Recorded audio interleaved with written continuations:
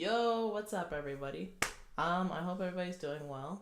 This video is going to be a little different from usual. Hopefully it'll become a regular because I enjoy going to see movies and different things throughout the year. So this week's video is going to be about Jordan Peele's Us. Now before anybody runs off plugging their fingers in their ears, screaming, I'm not going to be spoiling the movie without at least warning you guys first. So without further ado, let's get to this week's review. First off, I just wanted to say that I really enjoyed the film. It's something I've been looking forward to for a while, ever since Jordan Peele tweeted it out on his Twitter, and then I saw a bunch of different trailers. I was just really looking forward to the film, so I'm glad that it had at least met my expectations.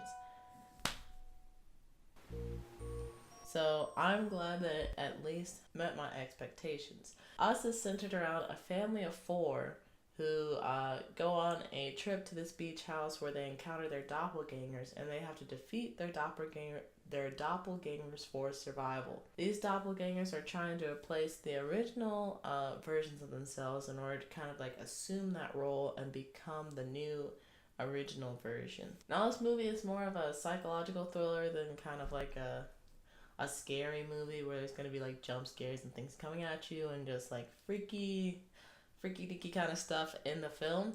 So if you seen Jordan Peele's previous film Get Out and you were kind of like messed up in the head about that, you're probably going to have the same thing happen to you this time, so just be aware of that.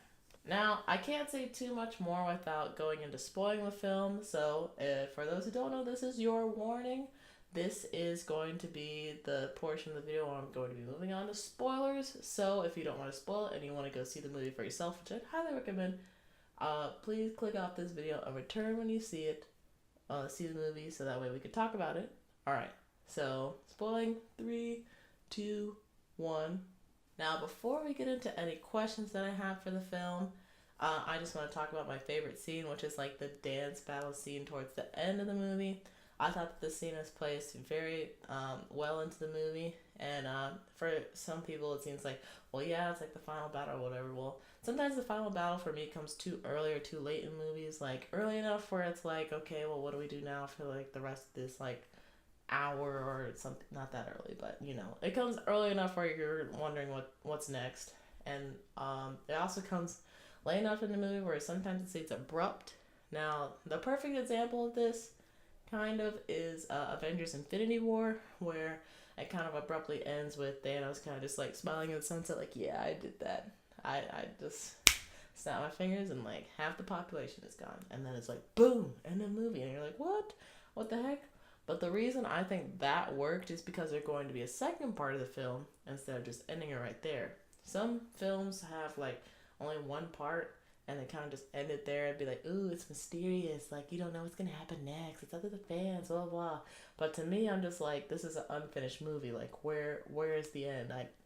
I don't see it. So I thought that the movie ended pretty well, or the scene came perfectly in time with just like the way that the momentum of the movie was going. And I also like how it reflects Adelaide and Red's kind of connection, which is dancing, since dancing brought them kind of fame and power in their lives, but in a different way. I also thought that the music composed for the choreography of the dancing and the fighting really went well. Oh my lord, they really went well together. I don't know who chose the song 5 on It, or I don't know. I don't know. I don't really understand the kind of, if there is like some secret purpose. I never really caught on to that. I just thought, oh, this is a cool song, so that's why they put it in here. But it really worked well with just the, I don't know, I really like the composition of that piece, just overall. I have no words. I don't know how to explain it otherwise to say I just like it. And I also just want to say that the choreographers for both the fighting and the dancing, like kind of how it was, you cut from each different scene, I thought that was very well done. So to the choreographers who did that, they really did an awesome job, because if I were to choreograph a dance battle, it probably would not have worked out as well at all. Now, although I did like the movie and I like the dance battle, of course, there are some things that kind of started to unravel after I saw the end. So for those who've seen the movie, which hopefully you have if you've gotten this far, otherwise you spoiled like a good chunk of the movie. Adelaide turns out to be the real Red at the end, which I'm not gonna lie, I genuinely do not like that ending. I thought it should have just been like, you know what, Adelaide won in the end. Like, this is it, we did it, hurrah, yeah. Let's go somewhere. I don't know, because that chain, we don't know what it actually is supposed to be doing. Which is another thing. Like, what is the chain actually supposed to be doing? I might have missed the meaning for that in the movie, but I just don't get why they're all just holding hands. So it was whatever. But if Red was really Adelaide at one point, I don't get why she sympathizes so much with the Tethered people. Because she's the one who led this uprising for the Tethered people to like come up from the underground and to go and like kill their not their doubles, the original versions of themselves. Really, the camera's gonna die? Okay, I'll be back. So we see in the movie that Adelaide, who was once Red, swapped with Red, who became Adelaide. So that kind of, I don't know, it doesn't make any sense to me because she chained her up so that way she wasn't able to escape. But it's very clear that someone unchains her at some point. So why didn't she leave? Like, she could have went up the escalator just like Red did previously in the movie. And if she did go up the escalator, then it's like, well, how's she supposed to find her parents? Like, they're not living at that beach house. It's her grandma's house. Like, yeah, she could have went back to her grandma's house. She could have called her grandma. She could have called the police. She could have done a large number of things. So why? I don't understand how she was trapped down there, since it was so easy to just walk up those escalators or walk up the stairs. That was literally the only thing stopping her, was a down escalator. Like, come on. It just makes no sense. And then can someone tell me where Red got thousands of red jumpsuits, matching red jumpsuits, thousands of gloves, and thousands of scissors, yet she is unable to escape this, like, underground tunnel place? Like, how is she getting these supplies? Was she going up there? And if she was going up there to like get this stuff, why didn't she just leave? If someone else was going to get it for her, why didn't they leave? Like, they could have all left at this point. Like, I know Amazon Prime is pretty good, but I'm pretty sure you don't get 2-day shipping underground. So how did they get all that stuff? And if they were able to get all those materials, why did they just have to eat raw rabbit all the time? And even if they did prefer rabbit, why did they have to eat it raw? Like, I'm pretty sure I saw at least one fire as they were moving to that underground scene. And if not, it's not like Adelaide did not know what fire was when she was, like, living up top. Like, she could have brought fire down there. Or she could have just left. I don't know. There's a lot of opportunities for her to have left in this movie, but... And then something else that doesn't make sense is, like, what the Tethered's traits are really supposed to be. Because I'm not sure if they're like reflections or like some enhanced form of their like original selves, like the part of them that lives topside, but it's not clear. It's not made very clear in the movie. Like Ombre, for example, which is Zora's Tethered. Ombre, the only thing that I really remember that's specific to her is that she can run very quickly because she trained in harsh conditions, which kind of doesn't make sense to me, because like what harsh conditions could there have been in a subway, like besides just like concrete and all the stuff that Zara probably could have run on, but I don't know. And then Zara wasn't able to run as fast as her, so that's the only like comparison I see between those two. I don't really see any other. I don't know, there's nothing really pointing out and says, oh yeah, this is her Tethered because she does this, this, and this.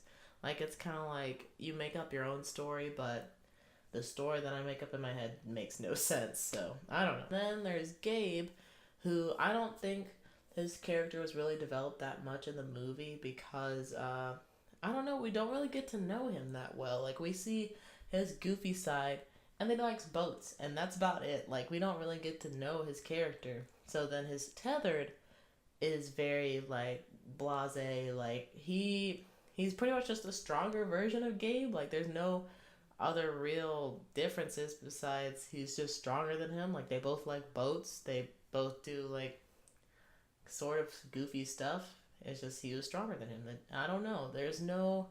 I don't really see where the whole reflection thingy came from there. And then there's Pluto, who's Jason's tethered, who has like an interesting factor to him. But on like a base level, as far as like the reflection goes, I don't really see anything other than he's crazy. And Jason's like one of the mildest family members, so I don't see like maybe it's kind of like an opposite kind of thing. But if it's opposites, then I feel like Zora's tethered shouldn't be slow or something. Or I don't know. It just makes me question all the other like tethered kind of things, or if there's like they're all kind of individualized in that. Uh, I don't have the sustenance. I don't know. I have no clue. But Pluto seemed to be the only like tethered that actually was tethered to his other half, because if Jason did something, then Pluto reflected that in the best way that he could. But only at certain moments, which still doesn't quite make sense to me, because it's like, if you're gonna go with that whole monkey see, monkey do kind of thing, then why isn't it always monkey see, monkey do? And what triggers the whole monkey see, monkey do? And then another interesting thing that's been theorized on the internet is that Jason is actually the tethered form of himself. So he's actually Pluto, and Pluto is actually Jason. Um, but people are saying this because Jason doesn't remember where the bat is in the beach house, and he doesn't remember how to use his little lighter thing. Which I don't think it's a strong enough argument, because I feel like they would have said at some point Jason had some kind of trauma that caused him to stop talking like Adelaide did. Um, but they don't mention that in the movies at all, and they don't really say that he just like stopped talking for no reason, and also that his speech was like different than before. I feel like that would have been like a hint, like, oh, maybe Jason's not right either or something. But they say none of that. And also, Pluto is just very, very crazy. And I feel like if your son goes from like really spastic, really crazy, really hyper to really mild, you would definitely notice. Whether you'd be thankful for that change, that's up to the parents. But still, you would notice like, hey, you know what? Our kid's acting a lot quieter than usual. Like, what is up with that? Overall, I really enjoyed the movie. I think there were some parts that could have been a little more thought out. I feel like the movie was maybe a little bit rushed, just because everyone's like, oh, this is a new Jordan Peele film. This is a new Jordan Peele. Oh my gosh, I can't talk. This is a new Jordan Peele film. Like, this is going to be the next big thing. It's going to be like Get Out. It's going to be something that's going to make America think, and for like 2 weeks, and then we're going to go back to the same crap that we usually do. But it's going to make America think at some point. And we're going to like analyze ourselves and our culture or whatever, blah, blah, blah.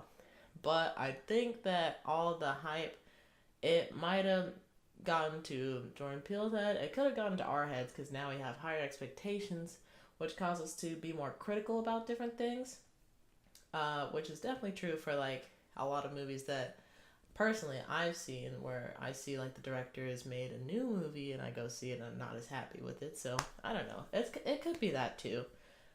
Um, that, and I think I had kind of the same expectations for Get Out, where there was going to be just like a very tied off ending. Like I knew right away, or at least I understood after thinking about it for a while, just like, oh, this happened because of this, and this was a sign of this, but I didn't realize it at the time.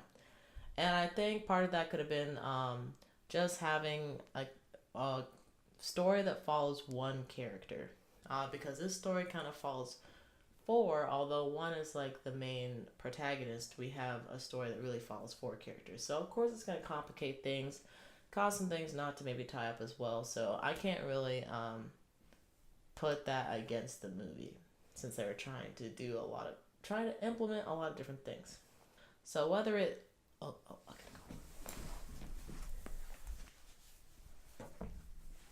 Oh, what the heck? Why is the camera set up already? It's recording? Hold on a second. There's like 10 minutes of film already. Did I film this yesterday? No. I didn't end the video, so might as well. Whether it be a misunderstanding or not, I still really enjoyed the film. I think there are a lot of great things going on. And you know, the purpose of like creating films, at least for Jordan Peele, and this is what he said in an interview, he said he just wants to get people to talk, which is good. Like, I think I definitely like thought about and discussed this movie with lots of different people, so he definitely accomplished that. Although I still am confused in some aspects, I think that just having me like think through these things for like a long period of time, I think there was success in that. So if this is a kind of movie that you'd be interested in seeing for people who ignore the spoiler warning, because I know there are people like that, I've done it. If this is something you're interested in seeing and experiencing for yourself, please go ahead and do so. It is definitely worth the money and worth the time. And please leave in the comments any theories that you might have, or if you think I'm crazy and everything wrapped up perfectly, go ahead and tell me that. Also, if you're going to put any spoilers in your comments, please put a spoiler warning somewhere in the header or somewhere where people will see it before they start reading, so that way we don't spoil the movie for anybody else who wants to interact in the comments but they don't want to necessarily be spoiled. And make sure, if you like the video, to give it a thumbs up, and if you want to see more, make sure to subscribe and hit the bell if you want to be notified every time I upload. I also have social media down in the description, but you guys already know that. So I'm gonna go ahead and get out of here. I hope you guys enjoy the rest of whatever your time on Earth, and I will see you next time. Bye!